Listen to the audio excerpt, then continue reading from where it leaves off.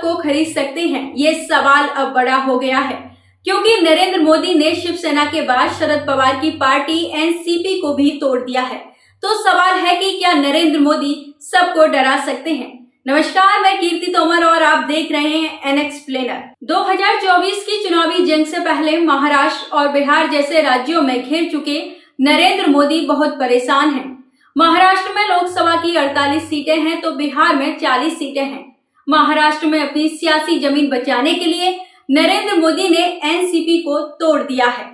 अजीत पवार 15 से ज्यादा विधायकों के साथ बीजेपी में चले गए हैं। अजीत पवार को उप मुख्यमंत्री बना दिया गया है। ऐसे में सवाल उठता है कि क्या नरेंद्र मोदी 2024 के चुनाव से पहले सभी पार्टियों को ऐसे ही तोड़कर बीजेपी में मिला लेंगे और देश की जनता मोदी को तीसरी बार चुनने के लिए मजबूर हो जाएगी? अगर आप इस सवाल को लेकर परेशान हैं तो अमित शाह के भाषण सुनिए। अमित शाह चाहे असम में हो या मध्य प्रदेश में, चाहे जम्मू कश्मीर में हो या कर्नाटक में, विपक्ष के एक ही नेता का नाम लेते हैं और जनता से पूछते हैं, क्या आप राहुल गांधी को प्रधानमंत्री बनाना चाहते हैं या नरेंद्र मोदी को? अमित शाह के बयानों से साफ है कि बीजेपी को अजीत पवार या किसी और बड़े नेता से डर नहीं लगता है, उन्हें डर लगता है राहुल गांधी से। इसलिए बीजेपी अजीत पवार और एकनाथ शिंदे जैसे नेताओं को अपने पाले में खींच रही है। लेकिन जब तक शरद पवार जिंदा हैं, महाराष्ट्र की राजनीति में एनसीपी का चेहरा कोई और नहीं हो सकता है। और शरद पवार ने पहले ही अपनी विरासत अपनी बेटी सुप्रिया सुले को सौंप दी थी।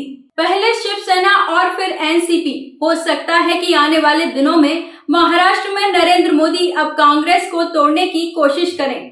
हो सकता है कि कांग्रेस के कुछ विधायक बीजेपी में चले भी जाएं, लेकिन कांग्रेस अब विधायकों के भरोसे नहीं है, वह राहुल गांधी के भरोसे है, क्योंकि राहुल गांधी ही हैं जो देश को जोड़ रहे हैं, लोगों के घावों पर मरहम लगा रहे हैं। जो नरेंद्र मोदी मणिपुर का नाम नहीं ले पा रहे हैं, वही राहुल गांधी मणिपुर जाकर लोगों को गले लगा रहे हैं। भारत जोड़ो यात्रा के बाद जनता राहुल गांधी के साथ खड़ी है। कर्नाटक ने दिखा दिया है कि कांग्रेस ही एकमात्र पार्टी है जो बीजेपी को हराएगी। इसलिए नरेंद्र मोदी और अमित शाह की नींद उड़ी हुई है।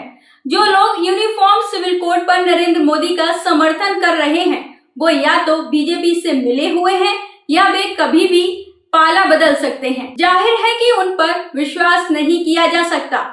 जिन लोगों को लगता है कि उनकी पार्टी बची रहेगी और वो बीजेपी से लड़ लेंगे, उन्हें महाराष्ट्र को याद रखना होगा। बीजेपी सभी क्षेत्रीय पार्टियों को खा जाएगी।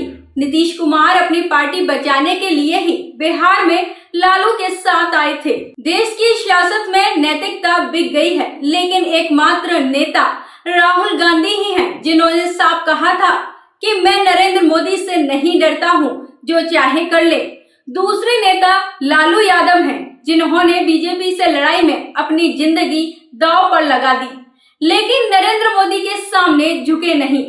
बाकी किसी भी नेता की कोई गारंटी नहीं है वह बीजेपी के सामने झुकेगा या नहीं। साउथ में नरेंद्र मोदी ने अब स्टालिन पर निशाना साधा है। देखना बीजेपी स्टालिन को कितना झुका पाती है। लेकिन नफरत, हिंसा और बीजेपी के प्रोपोगेंडा के खिलाफ अगर कोई सीना ताने खड़ा है तो वो है राहुल गांधी।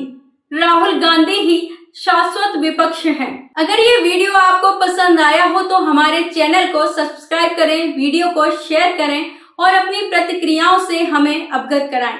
आप सबका शुक्रिया। नमस्कार।